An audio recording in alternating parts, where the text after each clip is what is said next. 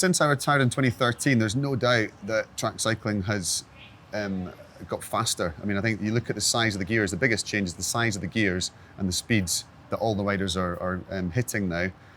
I think the things that haven't changed, I think it's still just as exciting, just as competitive. There's still, the same big personalities. But yeah, I think it's got faster, and I think it's got closer as well. By making it more accessible, they're going to get to see all the detail. They're going to get to see things like the power outputs, heart rates, the sort of data behind the performance. They're going to get to see the best riders in the world week after week. And when you think about it, the only time you normally get to see all the best riders together at the same time is the World Championships or the Olympic Games. So every 4 years, you'll see them 5 times. And we're going to see them, in this amazing series at their best form just off the back of a World Championship. So I think for the fans, it's super exciting. It's going to be nice and simple. It's going to be quick. It's going to be condensed into a 2-hour package. I think it's what the fans really want, and I think it's what the riders want too. I think a track cycling champion is somebody who can deal with pressure. It doesn't matter what event you do on the track.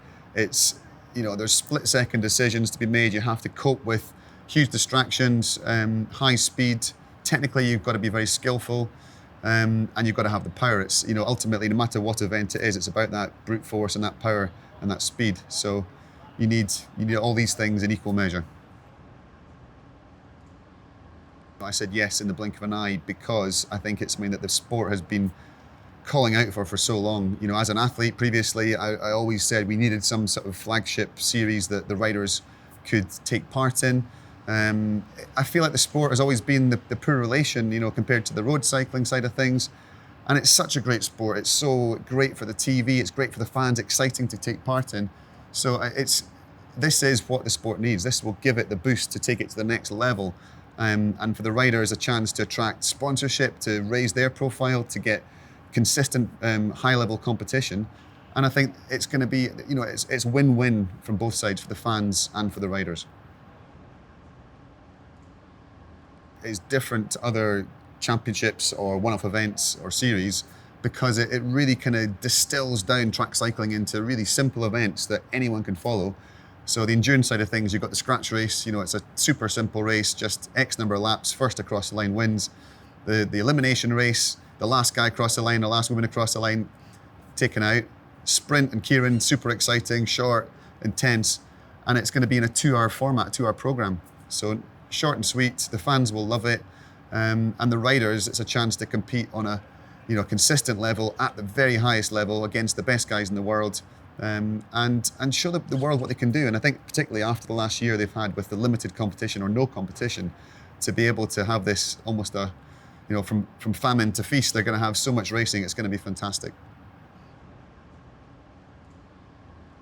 I think the current generation of track cyclists will be absolutely delighted to, the ones I've spoken to, the ones I've interacted with on social media have been over the moon that there's this opportunity now, because the riders want competition. That's why they take up the sport. They are competitive. They don't want to race once a year. They want to race as often as they can. And I think the thought that's gone into the planning of when the races take place, the end of the track cycling season, when they're on their very best form, they've just come off the World Championships, they can give a true representation of where they stand, and everybody's going to be on the same level.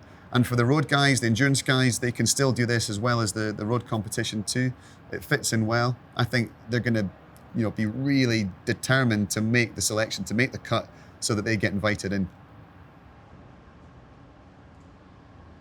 I think the riders are going to be very mindful of the overall points competition. It's not just about a one-off race and one chance to grab a medal. It's about the points. It's about the bigger picture. But equally, every position counts. So there's going to be battles from first and second down to 10th, 11th, 12th, whatever, in all the races. And that's great for the fans because they get to see real, proper aggressive racing every single round. There's nobody turning up to just do a bit of racing to get fit or to get form. Every race will count. There's prize money on the line too, and for riders on the track, that's quite a novel thing. And it's also, there's points on offer, as part of the qualification process that leads to the next year's World Championships. From every angle, it's important competition. But I think at the heart of it, it's the enjoyment of this high-level competition that the guys will get a chance to enjoy on on many rounds. I think in order to win the UCI Track Champions League, you're going to have to be consistent. So it's not just about one outstanding performance, pulling it out the bag on one night. It's about week after week, nailing the rides and not making mistakes as well. I think you can often, in an overall points league, it's the person who doesn't make the mistakes that can win. But it's going to be a hard one to call because I think in all the competitions, men's, women's, sprint and endurance, it'll come down to the wire. I think you won't get one rider that just dominates and runs away with it. I think it's going to be close to the final night, and I think that'll be great for the fans and exciting for the riders too.